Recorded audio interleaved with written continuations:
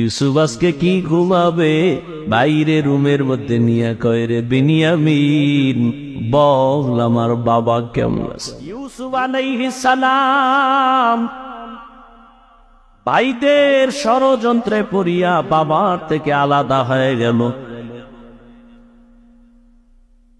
সবাই বাবারে খেলার নাম বইলা ইউসুফ নবীরে নিয়ে গেল।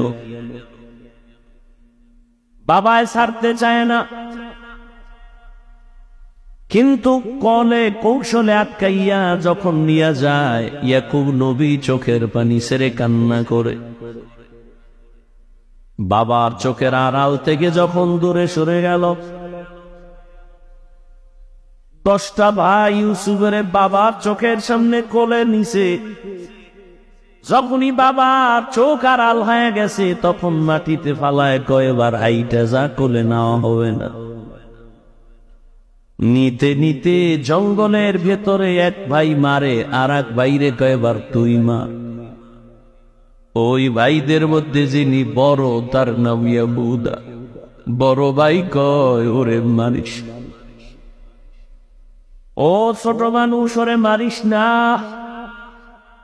ইউসুফ বড় ভাইয়ের দিয়ে তাকায় আর কাঁদে। ওরা মারে আর কয় তোরে এখন মারতেছি, তোর কোন বাবায় ফিরাবে। যখন বড় ভাই বাধা হয়ে দাঁড়ায় গেল, অন্য ভাইরা কয় তোমারও মারু। ভাই চুপ হয়ে গেছে।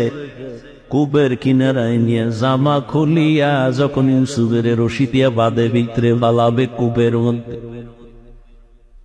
ইউসুফ নবীরে যখন ফালায় অন্ধকার ময়লা পানির ভেতরে, আমার আল্লাহ বরদাস্ত করতে না পেরে বলে জিবরাইল যাও, আমার ইউসুফের বস্ত্র যেন না খুলে জান্নাতি একটা জামা নিয়ে বড়ায়া দাও, আর নিচে পাথর দেও, ময়লা পানি যেন ইউসুফের গায়ে স্পর্শ না করে। ইউসুফ পাথরের উপরে দাঁড়ায় যাবে। ওরা রশি দিয়া বেঁধে যখন ভেতরে ছাড়ছে, কিছু দূর যাওয়ার পরে উপর দিয়ে রশি কেটে দিয়েছে।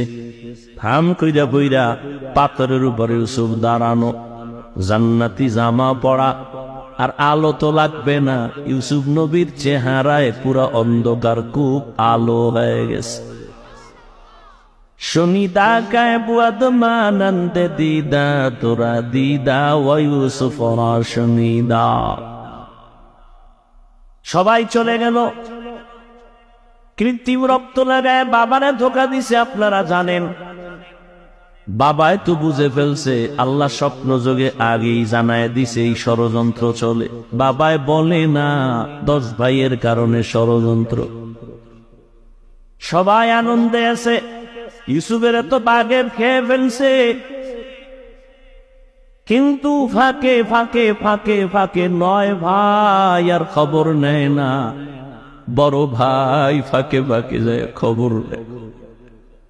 হালকা পাতলা নাস্তা নিয়ে ইউসুফের রশি দিয়ে ভেতরে দেয়। হঠাৎ একদিন আইসে দেখি কূপের মধ্যে ইউসুফ নাই।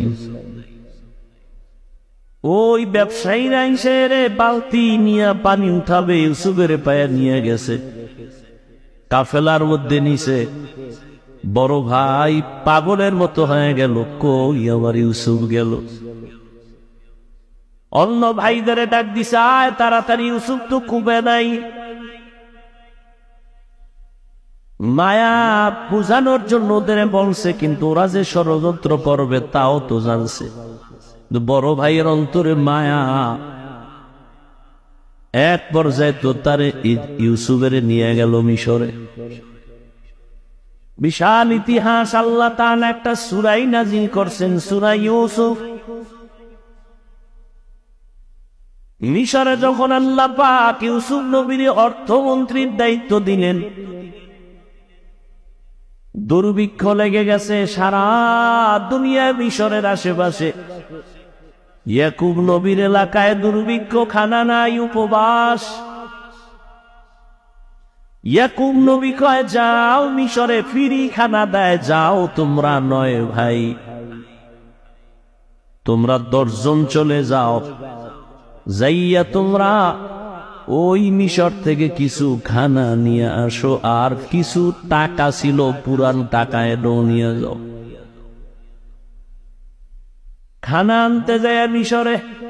আল্লাহর কি কুদরত! ইউসুফ নবী সিংহাসনে আছেন, দায়িত্বশীলরা খানা দেয় লাইনে দাঁড় করায়া।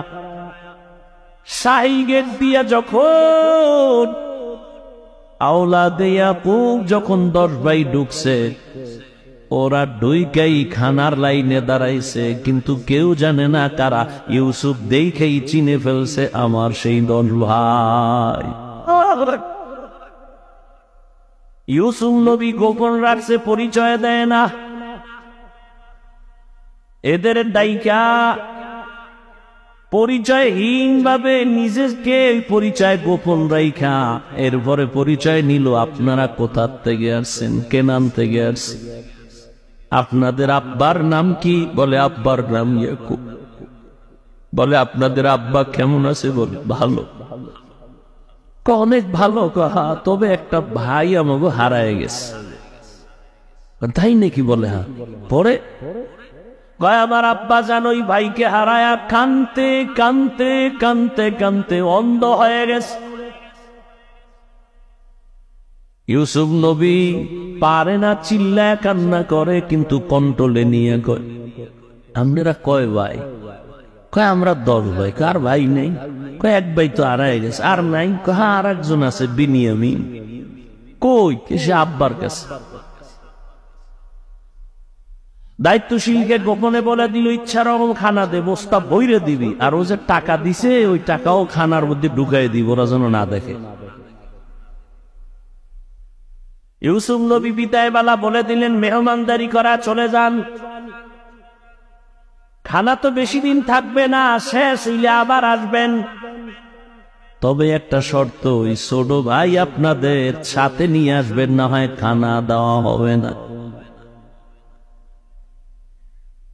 ইউসুফের আপন ছোট ভাই বিনিয়ামিন বাড়িতে যাইয়া 10 ভাই প্রশংসা করে, বাবা মিশরে যে আমগো খানা দিছে অর্থমন্ত্রী বড় ভালো মানুষ, আমাদের আলাদা সম্মান দিছে, মেহমানদারি করাইছে। ওরা তো জানে না আমগো ইউসুফ। খানার বস্তা খুইলা দেখে টাকা যা দিছিলাম তাও ফেরত, আরো খুশি। এইবার আব্বা জান আমাদের একটা শর্ত দিছে, আবার খানা আনতে যাইতে বলছে, তবে ছোট ভাইরে না নিলে দিবে না। বাবা বলে একটারে নিয়ে 250, এটারও সারু। ইতিহাস বড় করুন। খানা যখন শেষ হয়ে গেল, এবার বিদায় বেলা বাবার সাথে ওয়াদা দিছে এই ভাইরে আর হারাবো না, দাও। এইবার বিনিয়ামিনের নিয়া 11 ভাই মিশরে রওনা। মিশরে যাইয়া আবার ইউসুফ নবীর সাথে মোলাকাত। ইউসুফ নবী বিনিয়ামিনের পাইয়া পারে না, কলিজাটা ফেটে একটা চিৎকার দেয়, কন্ট্রোলে নিয়া বলে আজ আপনারা আমার রাজপ্রাসাদের মেহমান হবেন। সবার জন্য একটা একটা রুম বানাইল, এক এক রুমে 2 জন করে করে ঘুমাবে। রাতের বেলা শিডিউল করে আপনারা 2 ভাই এক রুমে, আবার 2 ভাই এক রুমে, ঘুরতে ঘুরতে 5 ভাই 10 ভাই 5 রুমে ঢুকে গেল। এখন বাকি রয়েছে 1 ভাই বিনিয়ামিন বাকি। আপনারা যদি কিছু মনে না নেন, এক রুমে কি এই ভাই থাকতে পারে আপনাদের? না, কথা আপনারা অনুমতি দিলে এরে আমার সাথে আজকে রাখি, আমার সাথে ঘুমাবে। এরা তো খুশি। যদি মন্ত্রীর সাথে ঘুমায় তা আমগো খাওয়ান বেশি এবং মোহব্বত বাড়বে। ওরা বলল ঠিক আছে আলহামদুলিল্লাহ। এবার 10 ভাইরে 5 রুমে দিয়া 40 বছরের বিরহের বেদনা অন্তরে জমা। দীর্ঘ 40 বছর পর্যন্ত ভাই বিনিয়ামিন রে দেখে না, বাবা ইয়াকুবের দেখে না। ইউসুফ আজকে কি ঘুমাবে, বাইরে রুমের মধ্যে নিয়ে কয় রে বিনিয়ামিন বল আমার বাবা কেমন আছে।